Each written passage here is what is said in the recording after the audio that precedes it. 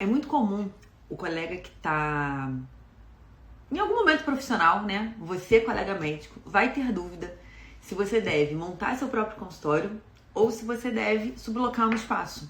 Quem aí já passou por esse momento de realmente precisar saber qual a melhor opção? E aí a gente não sabe o que levar em consideração, não sabe qual passo dar e acaba muitas vezes tomando até uma decisão ruim, se arrepende depois, mas enfim. Hoje a gente vai falar sobre isso, tá? Bom, algumas coisas têm que ser levadas em consideração quando você tem que tomar essa decisão, né? Entre sublocar um horário, um turno numa clínica, num consultório, ou hoje tem coworkings, né? Ou você montar seu próprio espaço. A primeira decisão, né? A primeira consideração que você tem que fazer é em relação à verba. Se você tem alguma reserva, vamos lá.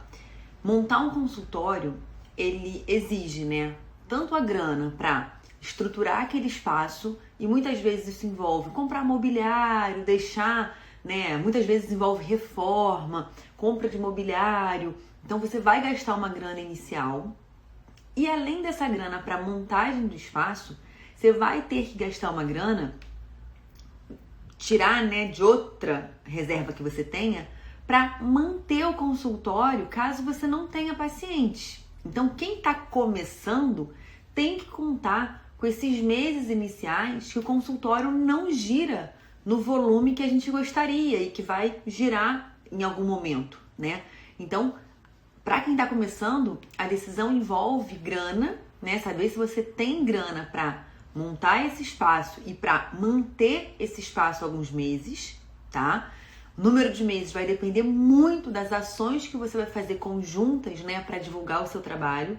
Antigamente a gente só tinha, né, o boca a boca e olha lá para contar. Hoje em dia a rede social está aqui para nos ajudar. Então, se você estiver disposto a ir para as redes sociais, se expor pra caramba e fazer um bom marketing, um marketing ético, mas está aqui presente, esse período, né, ele é encurtado. Os pacientes te procuram numa velocidade maior. Então, você vai ter que levar isso em consideração. Outra coisa que precisa ser levada em consideração quando você está decidindo se você vai montar seu próprio consultório ou sublocar um espaço é o teu perfil. Você tem o perfil de ser um líder, você tem um perfil de ser mais, estar disposto, né, às imprevisibilidades. Por que eu tô te falando isso? Quando você tem seu próprio consultório, você pode começar um mês com a agenda cheia, mas aquele mês pode desenrolar de uma forma que os pacientes não compareçam tanto quanto você esperava, você não fature tanto quanto você esperava. Uma pandemia pode acontecer, como aconteceu, a gente espera que não aconteça ainda nessa vida, né, outra, mas seu consultório precisou ficar fechado, todas as despesas continuam acontecendo e quem é o dono do espaço tem que responder por isso. Então, essa é uma imprevisibilidade. A gente tem os ônus e os bônus de ter o nosso próprio espaço. Quais são os bônus, gente? Nossa, quais são as vantagens de você ser dono da clínica, dono do seu consultório? Você tem autonomia para decidir o que você quiser, você tem a sua equipe que você pode treinar como você quiser, você tem flexibilidade de horário. Então, você não tem ali aquele horário engessado, que foi aquele horário que você alugou. Então, existem diversas vantagens. Tem a questão de satisfação pessoal. Para muitos colegas é uma realização ter seus próprios consultórios, né? Então, essas são as vantagens. Mas as desvantagens envolvem, sim, um maior custo fixo mensal. Você tem o compromisso com outros profissionais, né, que trabalham para você. Então, você tem que estar, né, com os salários em dia. Então, tudo, né, em dia. Mas os salários, a pandemia mostrou que contas ficaram atrasadas e salário não. Salário era o tipo de coisa que não podia, né, correr risco, porque famílias dependem disso. Então, é importante você identificar qual o teu perfil. E não tem nem certo nem errado, tá, gente? Clara, eu tenho um perfil mais conservador. Eu prefiro não ter meu próprio espaço, eu prefiro sublocar um horário e tá tudo bem. Ou então eu prefiro trabalhar para uma equipe, isso acontece muito também. O colega, ele dentro da especialidade dele, procura alguma referência ou é convidado por alguma referência para agregar aquela equipe. Então, não existe certo e errado. O que existe é você identificar qual qual perfil você se identifica, para aí sim você identificar qual que é a melhor decisão para o teu caso. Vamos dizer que você tem o perfil empreendedor, que você quer ter seu próprio consultório. Então, nesse caso, você tem que levar em consideração essa questão da grana. A grana para montar inicialmente seu consultório, a grana para mobiliar o consultório, para manter esse consultório alguns meses, quando o volume ainda estiver baixo. Uma dúvida muito frequente, deixa eu ver aqui que vocês mandaram uma dúvida, eu vou aproveitar e retirar, senão depois eu passo e eu perco. Silvana, preciso de dicas sobre sublocar para outro profissional. Já tenho a sala, vou montar para mim e necessito. Tem a sala e preciso alugar horário para outro profissional. Gostaria de dicas de quem já passou por isso. Bacana, Silvana, para você otimizar o espaço, né? Faz todo sentido. Bom, uma dúvida que muitos colegas trazem é em relação a reformar uma clínica, um espaço que não é comprado. Então, o colega ele tem na cabeça muitas vezes que ele precisa comprar um imóvel para aí sim ele montar seu consultório envolvendo uma reforma e tal. O que a gente tem para falar sobre isso, gente? Não sou do mercado financeiro, tem pessoas que falam sobre isso com muito mais propriedade, mas a gente já sabe hoje em dia que investimento em imóveis não é um investimento, né, dos mais vantajosos possíveis, né? Então, se você tem dinheiro para investir no imóvel, de repente é muito mais prático, né, muito mais inteligente você investir em outras coisas mais rentáveis, usar os rendimentos para pagar um aluguel, enfim. Não é sobre isso que eu vou discutir. O que eu quero te falar é que se você pega um espaço alugado, você faz uma reforma nesse espaço para você montar seu consultório, o correto é você pegar esses gastos que você teve nessa reforma e você diluir nos seus custos. Então, olha que simples, né? Você vai embutir nos seus custos o custo que você teve com a reforma. Como que você vai fazer isso? Vamos dizer que seu contrato seja de 5 anos. Geralmente, né, imóvel comercial são pelo menos 5 anos. Vamos dizer que você tenha gasto para reformar a tua clínica, tua sala, 100 mil reais para o cálculo ficar fácil. 100 mil reais em 5 anos são o quê? 20 mil reais por ano. Matemática simples. 20 mil por ano dividido por 12. Por mês vai ser 1.800. De cabeça eu não vou fazer essa conta. Mas 1.000 e um pouquinho todo mês referente a uma reforma que foi feita. Que aí no final disso você vai ter... Os pacientes vão ter pago essa reforma que você fez. Então não tenham medo de investir na clínica, na sala, no espaço físico de uma outra pessoa. Se resguarde, né? Garanta que você fez um contrato correto. Existe uma proteção ao inquilino. Então, se depois desse contrato, né, encerrado, desse tempo, né, de contrato, a preferência de locação continua sendo sua. Você só, né, na verdade, perde esse direito se o proprietário quiser vender. E ainda assim a opção de venda é para você. Então, assim, tem algumas coisas que também nos asseguram, né, como inquilinos. Então, não tenham esse medo, porque é uma dificuldade que alguns colegas têm e eles acabam não dando esse passo de montar seus próprios consultórios, porque eles têm na cabeça que eles têm que comprar a sala. Claro, tem que comprar a sala comercial. E aí, torna-se uma despesa mais exuberante e isso afasta ainda mais a resolução para esse colega. Então, tira isso da cabeça, tá? Então, outras coisas, né, que eu preciso falar com vocês. Tem muitos alunos do Descomplique que não têm seus próprios consultórios, que são médicos que sublocam horários, sublocam turnos em clínicas de terceiros, tá? E uma dificuldade que alguns deles encontram é em relação ao atendimento do paciente, ao relacionamento, ao acompanhamento da jornada do paciente. Por quê? Você, independente do lugar que você trabalhe, sendo seu ou não sendo seu, você vai oferecer o melhor atendimento que você puder, né? Só que quem lida com o paciente não é só o médico. Tem toda uma equipe que faz esse acompanhamento durante a jornada do paciente. Então, colegas que sublocam o espaço, eles encontram um desafio, porque geralmente o secretariado não é próprio dele, é próprio do local que ele está ali alugando.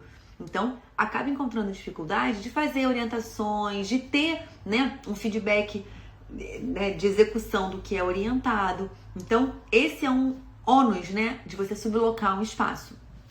Eu quero saber com vocês, eu vou falar mais sobre isso, tá? Só abrindo aqui um parêntese. Quero saber com vocês que estão aí, quem tem consultório próprio e quem subloca espaço. Coloca nos comentários para eu ter noção aqui, até para temas de lives futuras, a gente saber direcionar um pouco mais em relação ao que vocês estão apresentando, né? A situação que vocês apresentam. Então, vocês têm consultório próprio, clínica própria ou sublocam espaço em algum outro lugar? Contem aqui pra mim. No início, você precisa contar com alguns meses de um plano B. Então, de repente, assim, eu vejo colegas que não trabalham em outros lugares. Não tem outra opção, né? Não tem outra fonte de renda. Caramba, e não tem dinheiro guardado. Cara, você não tem muita opção. É melhor você sublocar um espaço, seu investimento vai ser muito menor para isso. Cai dentro do marketing, faz uma publicidade incrível do seu trabalho, que você vai angariar os seus pacientes e você cria um plano, né, futuro de montar seu próprio espaço, se isso for um desejo seu.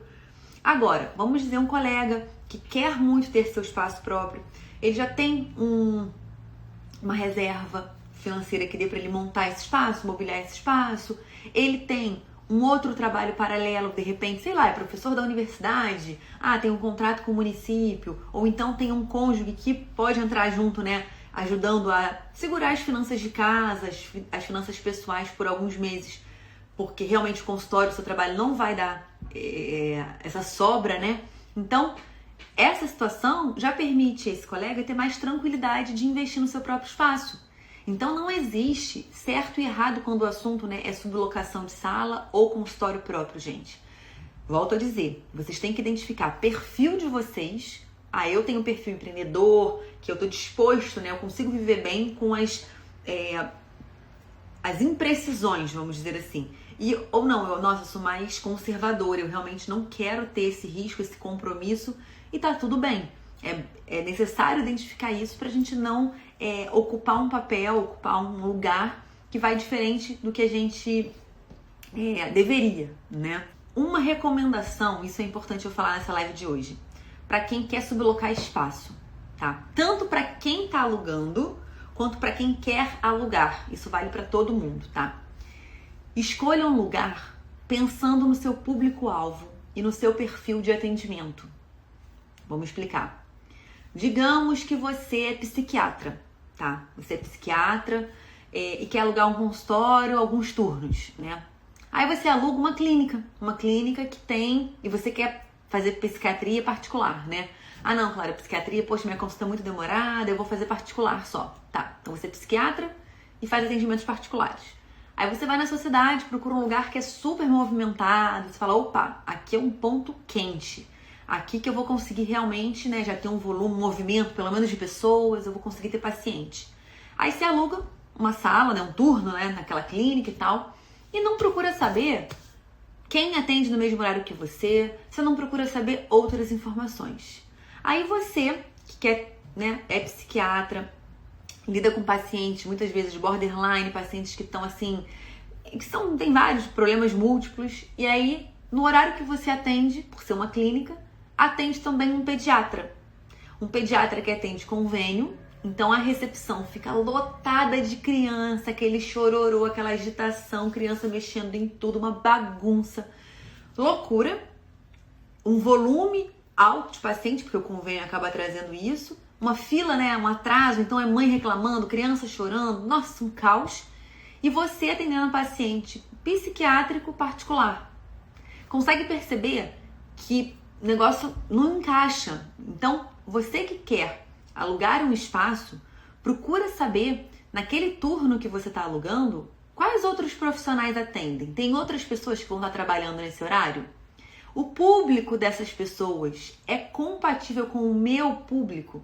E isso tem a ver, gente, com sexo, com idade, com perfil social, tudo isso tem a ver. Eu não gosto de pensar num colega que trabalha numa clínica, sublocando um espaço particular, ele trabalhando particular, e a clínica tem diversos serviços de convênio. Eu, particularmente, não recomendo que essa seja uma boa opção. Por quê? O teu paciente particular, ele tem que ter não só o seu atendimento diferenciado, ele tem que vivenciar toda uma experiência diferenciada, para que ele se surpreenda, para que ele tenha a expectativa dele ultrapassada e a partir disso, né, você consiga fidelizar esse paciente, justificar para ele que ele te pague uma consulta. Então, não é só frente a frente a você que você vai estar oferecendo esse atendimento. Isso começa no primeiro contato do paciente, que pode ser pelo telefone, pelo zap, pelo computador. Então, quando você expõe esse seu paciente numa estrutura que não é que você quer proporcionar para ele, você pode estar ali desde o primeiro momento não se posicionando como você gostaria. Então, você tem que pensar qual o teu público, se você vai atender ou não convênios, quais são os hábitos dos seus pacientes, são mais discretos, são pacientes, poxa, dependendo do que você trabalha, tem psiquiatra que trabalha com transtorno sexual, com coisas mais assim, que as pessoas não querem expor, que ele tem duas entradas. Na verdade, ele tem uma entrada de consultório e uma saída de consultório, porque para um paciente não vê outro. Então, tudo isso tem que ser levado em consideração quando você está aí alugando um espaço.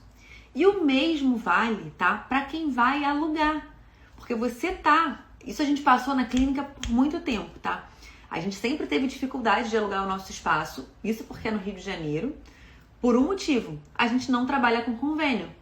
E a gente não queria sublocar para alguém que trabalhasse pelo convênio, porque senão, nos dias que essa pessoa fosse trabalhar, o perfil de atendimento mudaria.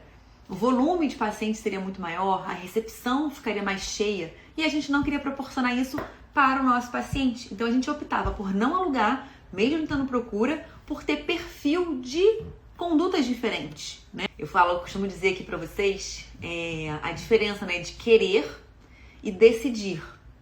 Querer, a gente pode querer muita coisa. Pensa que querer é sonhar. Cara, eu posso querer pisar na lua, né? Poxa, queria pisar na lua. Deve ser uma emoção assim infinita. Tá, eu quero, eu sonhei.